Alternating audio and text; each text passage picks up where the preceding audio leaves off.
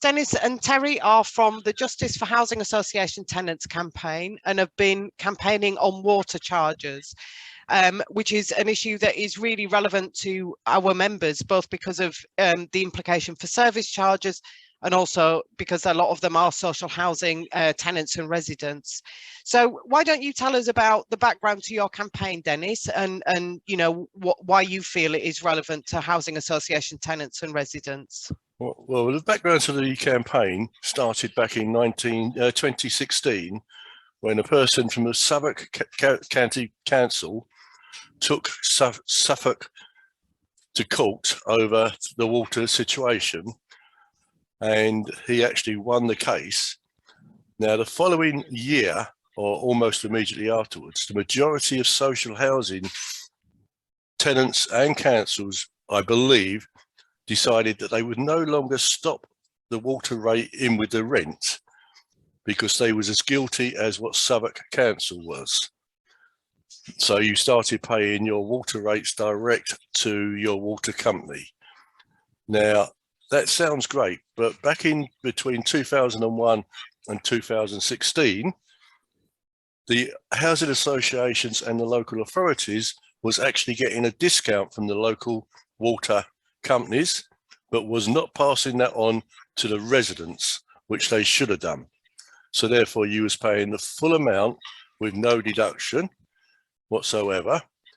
Then when it got to 2017, as a single occupant, I actually asked for a water meter to be fitted, but Thames Water came around, they couldn't fit the water meter, but they said you can have a discount because you're a single occupant, because their water rate is based on the property price and the number of bedrooms.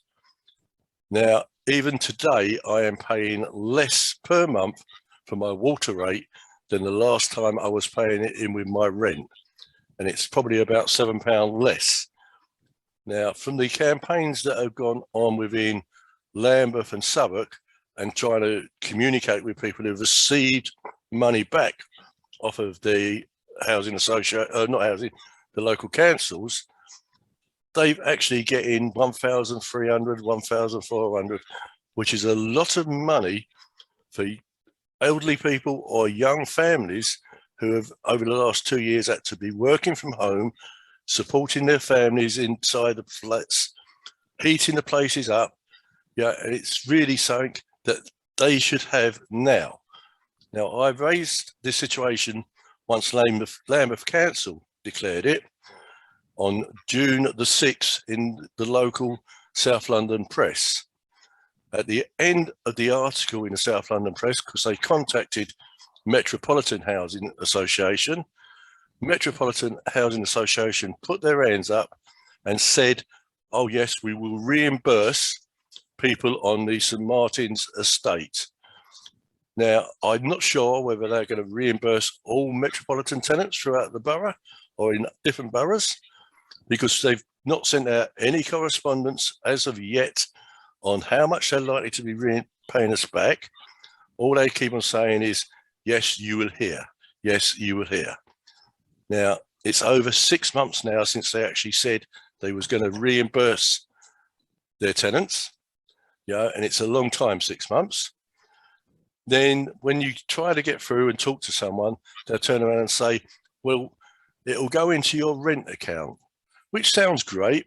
But if you're not someone who particularly uses computerization, so you pay your rent and so forth via that, then how the hell do you know how much credit you've got in your account? Because they don't send out letters anymore. Are they going to take into consideration single occupancy? You know, quite what they're going to take in, I'm not sure. Are they actually going to take in people who was renting the properties in 2001, maybe became a leaseholder in 2008?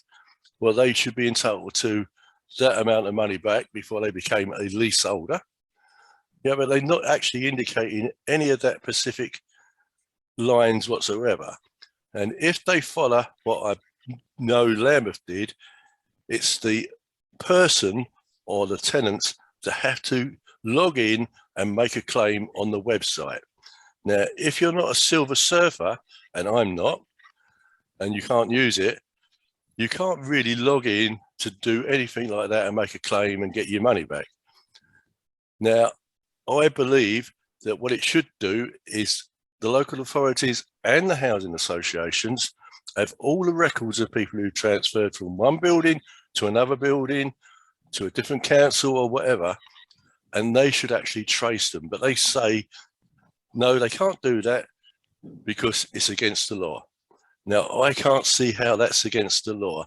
It's just them wriggling out of paying some people back. And I say we have tried, and we got over 100 signatures on this estate without too much effort. And we did try for freedom of information, but we was denied freedom of information. So we don't know if it was 10% that the housing associations are taking, or how much it actually really breaks down over each year. And unless they actually are forthcoming and say, oh, he was given a 10% discount or a 20% discount, then how do we know if they're paying us back the correct amount of money that they owe us? So in terms of the tenants and residents who will be looking at this, there's two things really. One is to look at whether they themselves are entitled to any money back, but also you've got this bigger and kind of more strategic demand, which is that the housing associations and the councils need to be proactive in actually getting the money back to people. As you say, because those people were paying rent, they've already got their account details, they know where they are, they will have all of those records. Most people will still be where they were. I mean, the people do move, but not in huge numbers. So most of those will be easy for the housing associations to contact them. And it's just will, as you say, that is stopping them being contacted. That is correct. I mean, at the end of the day, all they're doing, and which, when you talk to Metropolitan, which I do, they just knock it about the table. They don't really want to pay it out whatsoever. Which is why it's taken them over 6 months to actually do the calculation. Now they've got all the records there. Yeah. So why is it taking 6 months for them to come up with a figure? Yeah.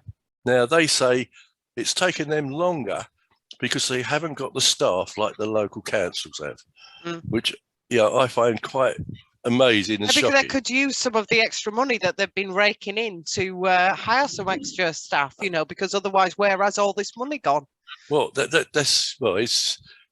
Unfortunately, I believe it's got into the directors' pay packets. And the other week, as you're probably aware, they had a social housing gathering where they was giving each other awards.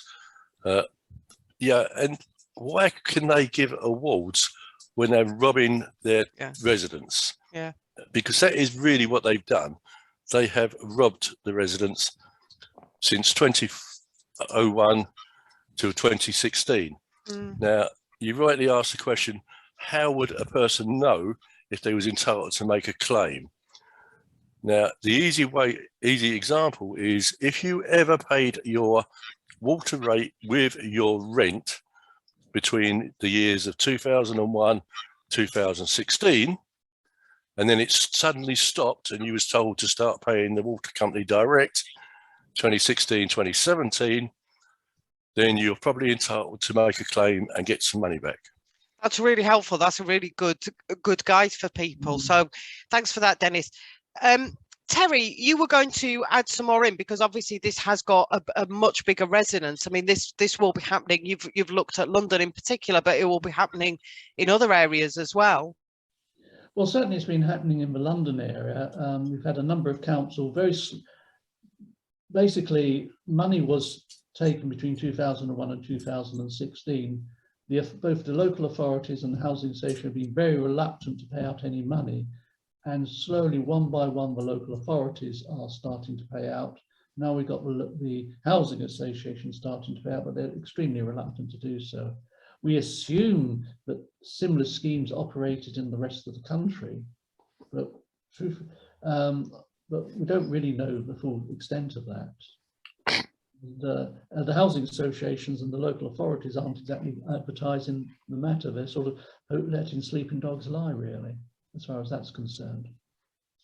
So is this the focus of your campaign now then, is really to raise awareness amongst people? What? Yes, I think we've done an awful lot on St Martin's estate, and we are getting most of our money back, not quite all of it. But we're well aware that other people who have not been as active as us might lose out completely.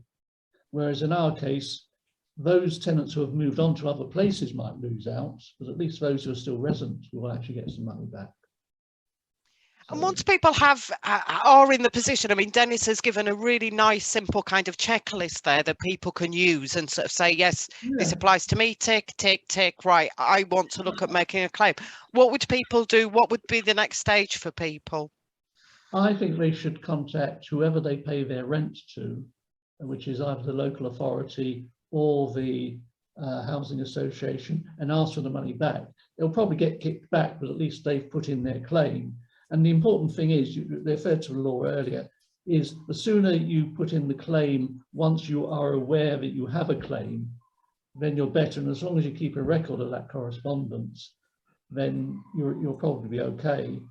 And then if it gets kicked back, contact your tenants resident association, some charity, whatever it happens to be. Ask people who are better able to combine together. The fact is, if you're a TRA, and you make a claim, you stand more chance of being listened to than if you're just a single individual. So people could, a TRA being a tenant and residents association, so people, if they haven't got one already, can actually form a tenant and residents association to do that. Or form any organisation, really. I think the housing associations will, and local authorities will listen to individuals up to a point, but not beyond that point.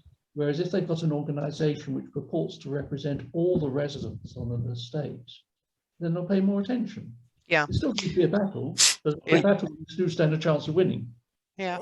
I think the other line you could take is very similar to what I did. After Lambeth collapsed and said they was going to reimburse their tenants, I contacted a local press, which was in my instance the South London Press, which covers the area, and then I got a couple of people to take a few photographs of me with a couple of other tenants, and wrote a story which was forwarded to the South London Press.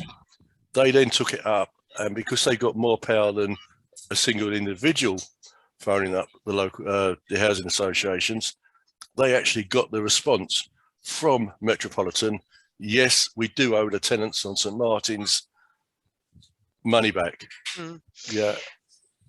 So, and tell us, Dennis, you know, you've got this broader aim, as we referred to at the beginning, which is really to try and get these landlords to actually be proactive about it. And obviously your contact with SHAC is part of trying to get that sort of collectivization and that strategic demand as well. Is there anything else that you're active on that you think, you know, to help kind of drive that forward in terms of campaigning? Well, all you can do, and the weather's not that good anymore, so but you go door knocking, get people to sign the letter saying, you know, you owe us money, because the more signatures you can get on a letter or a petition, then the stronger your case will be. But my policy at this moment in time is to try to spread it across the country, because there's, as I said earlier, there's so many families who are really struggling. And to be struggling for money this time of year with Christmas, New Year, it's not easy for them. And, you know, you've got to consider, all right, I'm a pensioner myself. Yeah, and I'm not going to claim that I'm poverty stricken, because I'm not. But at the end of the day, it was my money that they kept, and therefore it should be reimbursed with the interest that it would have earned if I put it into a savings account. Yeah. Oh, yes, there is one point I should have raised.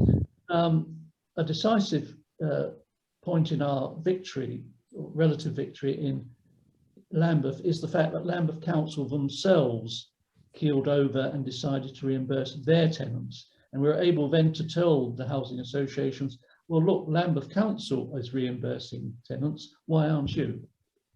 And that does make a difference. That's a good point. Until Lambeth Council keeled over, it was a struggle. Mm, mm, I mean, the other aspect is even locally, right, on this estate, you've got Metropolitan, Octavo, and Notting Hill, right? But I have spoken to a few people who live in L&Q properties, and they was paying it in with their rent as well. And it probably goes across, including probably Guinness Trust, Peabody Trust, all the local housing associations throughout the country was probably doing exactly the same. mm. It's more a question, you can only really push your case forward where you actually live and try to get other people to come in on it and not support you, but start fighting their social housing landlords. Yeah. So what we need to do is really get the word out on this. And I think, you know, that's really helpful. There's a lot of information on your website as well, isn't there? I mean, there's where people want to find out more.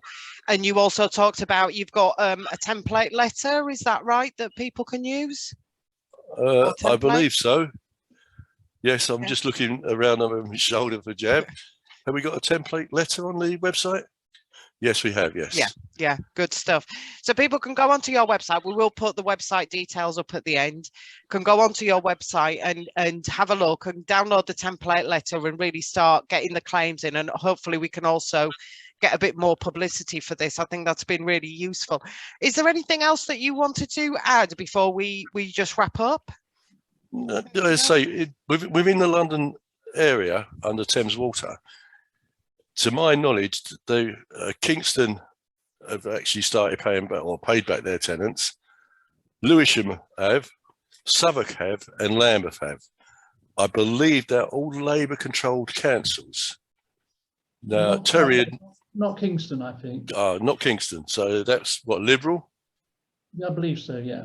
Yeah, but it does go further than just the Lambeth councils within the South area. Yeah, it probably affects people who live in Westminster. Yeah.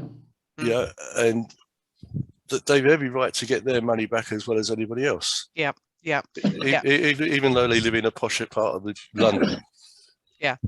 Yeah, we need to make sure that people have access to that information so they can start looking at it. So we'll make a start with that. But I think that has been really helpful, and congratulations on scoring the victory you've already scored. Yeah, obviously, we've got a long way to go, so we're going to try and make sure that we push that as far as possible as well. So thank you. Thank you to Dennis and to Terry. Thank you. Thank you, Sue.